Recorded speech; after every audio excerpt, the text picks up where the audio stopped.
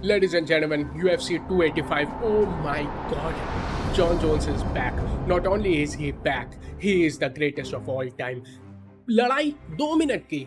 Ciryl Gane exist नहीं करते. लग रहा था कि स्किल सेट में कोई मैच नहीं है. बिल्कुल फाइट शुरू हुई और खत्म हो गई. बात वही है कि मैं डिनर में गया, बड़े अच्छे रेस्टोरेंट में गया, डेजर्ट बड़ा अच्छा था, सारी फाइट अच्छी थी यार UFC 285 कार्ड में. लेकिन मेन इवेंट बहुत अच्छा था, मज़ा आया. अनएक्सपेक्टेड हुआ कि इतनी जल्दी खत्म हो जाएगा. हाँ, कई लोग सोच रहे थे कि जॉन जोन्स जीतेगा, और लेकिन डेफिनेटली 2 मिनट के अंदर इस तरह से 0 डैमेज लिया है. दूसरी बात, आप देखोगे कल मैंने कहा था सिरिल गान जीत सकते हैं. काफ़ी अच्छा उनके पास चांस है, उनकी बॉक्सिंग अच्छी है, रियल हैवीवेट है, उसके अलावा फुट मूवमेंट अच्छा. और मैंने ये भी बोला था कि उनकी रेसलिंग में कुछ सुधार आया होगा फ्रांसिस नगानू की फाइट के बाद. लेकिन कोई इम्प्रूवमेंट नहीं है. हाँ, डेफिनेटली आप जॉन जोन्स के अगेंस्ट जा रहे हो तो रेसलिंग आपकी अच्छी दिखना बड़ा ही मुश्किल है, क्योंकि John Jones is a great wrestler. लेकिन आप देखोगे कि कितनी गलती कर रहे थे सिरिल गान 2 मिनट की फाइट के अंदर. सबसे बड़ी गलती उनकी क्या थी? जब आप देखोगे जॉन जोन्स उनको चोक करने का प्रयास कर रहे थे, गिलेटिन दे रहे थे, हैंड फाइटिंग कहाँ थी आपकी? रिस्ट कंट्रोल कहाँ था ओपोनेंट का? बिल्कुल भी नहीं. सिरिल गान के आप हाथ देखिए, दोनों फ्री थे. वो छुड़ाने का प्रयास नहीं कर रहे थे, वो उठने का प्रयास कर रहे थे. तब तक जॉन जोन्स जैसा यार बेहतरीन रेसलर, आप उससे रिस्ट फाइटिंग नहीं करोगे तो कैसे आगे बढ़ोगे? नहीं बढ़ पाओगे.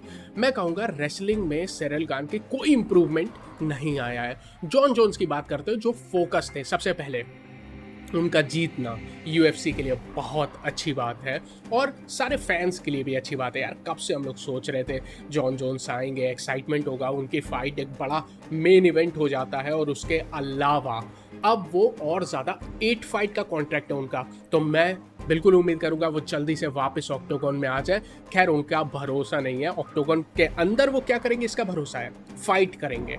ऑक्टोगन के बाहर यार, बाहर तो मत फाइट करो, लेकिन वो वहाँ भी फाइट करते हैं, इसीलिए उनका भरोसा नहीं है कि वो आगे क्या करेंगे. बट एनीवेज, उनका स्पोर्ट्स में वापस आना बहुत अच्छा है इस स्पोर्ट्स के लिए.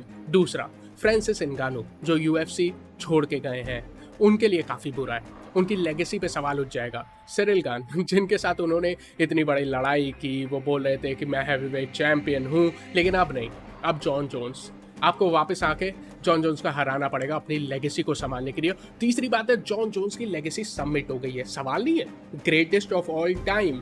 हाँ, कंट्रोवर्सी है, सब कुछ है, पर उसको एक बार साइड कर दो. आप करना चाहो तो उसके बारे में चर्चा कर सकते हैं, लेकिन फिर कौन फाइटर नहीं है उस कंट्रोवर्सी में? अगर उसको इग्नोर कर दें, greatest of all time definitely. उसके अलावा उनकी आप स्किल सेट देखिए, शानदार यार. मुझे थोड़ा इंप्रूवमेंट देखने को मिला. 3 साल के बाद आप वापस आ रहे हो, ऐसा नहीं लग रहा था कि पूरी तरह रिंग रस्ट है, नहीं है. फ्लूइड लग रहे थे. शुरू में थोड़ा सा लग रहा था कि हाँ स्लो है, बट जैसे जैसे फाइट आगे बढ़ी, जैसे जैसे उन्होंने रेसलिंग करना शुरू किया, 2 ही मिनट की फाइट थी, पर दिखा कि यार रिंग रस्ट वाला समस्या नहीं है. क्योंकि जैसे ही सिरिल गान ने किक करने का प्रयास किया ना, उन्होंने लेग को पकड़ लिया. ये बताता है कि वो अपने गेम पे थे. दूसरी बात है, सिरिल गान ने बहुत ही कम कोशिश की, थोड़े डरे हुए लग रहे थे. सही कह रहा हूँ. आप कहोगे UFC फाइटर है भाई, क्यों डरेगा? नहीं, जॉन जोन्स का नाम सुन के फाइटर थोड़ा सा हेजिटेट करते हैं, ये कहना चाहता हूँ. हेजिटेशन लग रहा था. आप देखोगे जैब ले रहे थे, वो फुट मूवमेंट नहीं दिख रहा था, बैक स्टेप बहुत ज़्यादा ले रहे थे, एंगल्स नहीं कट कर रहे थे. अब देखो, कहना आसान है मेरे लिए, लेकिन जॉन जोन्स के अगेंस्ट कई सारे फाइटर ने यह बात कही है कि जॉन जोन्स का एक ऑरा है. आपके सामने आपकी फील्ड का अगर कोई ग्रेटेस्ट पर्सन आ जाए, आपके सामने मान लो आप सॉफ्टवेयर इंजीनियर हो, बिल गेट्स आ जाए, तो लगेगा ना आप कितने भी अच्छे स्किल्ड हो, आपकी स्किल में 10% की ड्रॉप आ जाएगी, क्योंकि वो प्रेशर आ जाता है परफॉर्मेंस का. मुझे लगता है सिरिल गान के साथ बिल्कुल वही हुआ. वो जॉन जोन्स के मेंटलिटी के साथ वो तैयार नहीं थे. और जॉन जोन्स ने पूरी प्रेस कॉन्फ्रेंस में जिस तरह से उनको डील किया कि ये मैं जॉन जोन्स हूँ, मैं ग्रेटेस्ट ऑफ ऑल टाइम हूँ, ये लड़ेगा, ये मेरे लेवल का नहीं है. और मुझे लगता है कहीं ना कहीं उन्होंने जो बात वो बोल रहे थे वो प्रूव करके दिखा दिया है. जॉन जोन्स की बॉक्सिंग भी ठीक लग रही थी यार, हैवीवेट के हिसाब से उनकी ठीक है. और उन्होंने एक स्लिप भी किया, 1-2 पंचेस, वो अच्छी बात है. Wrestling super strong. अच्छा, हैवी वेट का उन्होंने पूरा इस्तेमाल किया, अपने वेट का यूज करके। आप देखोगे उन्होंने सिरिल खान को पहले तो टेक डाउन किया। दूसरी बात है, सिरिल खान को पता नहीं था यार, रिस्ट फाइटिंग बिल्कुल नहीं कर रहे थे, सबसे खराब चीज है, रिस्ट फाइटिंग नहीं कर रहे थे। उसके अलावा जब जॉन जोन्स ने गिलेटिन दिया उनको, वो अपने हैवी वेट बॉडी का, अब तो भारी है ना, अपने हैवी वेट बॉडी को उनके हेड पे पूरा प्रेशर दे रहे थे और फोर आर्म के थ्रू लगभग चोक कर रहे थे। आपको एक नज़र में जब उन्होंने टैप किया समझ ही नहीं आया कि हुआ क्या। इनफैक्ट कमेंटेटर पूछ रहे थे ये कैसा चोक हुआ है। जब वो वापस रिपीट हुआ ना, रिवाइंड किया गया, तब देखा जॉन जोन्स ने एक तो अपने रिस्ट को उनके नेक के नीचे और फिर अपनी बॉडी का वेट उनके हेड के बैक में उनको नीचे दबाया और वो हैवी वेट बॉडी का उन्होंने पूरी तरह यूज़ किया। जॉन जोन्स का पूरे करियर के इतिहास में आप ये चीज़ कह सकते हो, उनके जो नेचुरल एट्रीब्यूट्स हैं, उनकी बड़ी हाइट, उनकी एक्सटेंसिव लॉन्ग रीच जो इस मैच में भी देखने को मिली। John Jones 84 inch reach, Ciryl Gane 81.5 inch reach. लेकिन आज आप देखोगे जॉन जोन्स ने एक जो उनको क्रॉस मारा था अपने राइट हैंड से, वो आपको देखने मिलेगा उनकी रीच कितनी लंबी है। हैवी वेट में भी जाके उनकी रीच लंबी है और अब उनका वेट काफ़ी ज़्यादा है, अपने वेट का भी रेसलिंग में उपयोग कर रहे हैं। ये डराने वाली बात है सारे हैवी वेट कंटेंडर्स के लिए। अब बात चल रही है उनकी लड़ाई स्टीपे मियोचिच से। मुझे लगता है इंटरेस्टिंग फाइट होगी। मुझे ये भी लगता है कि ये फाइट सिरिल खान की फाइट से तो अच्छी होगी, मतलब मियोचिच की बॉक्सिंग भी अच्छी है और उनके पास टेक डाउन डिफेंस भी है, तो इस हद से वो बेटर फाइट होगी।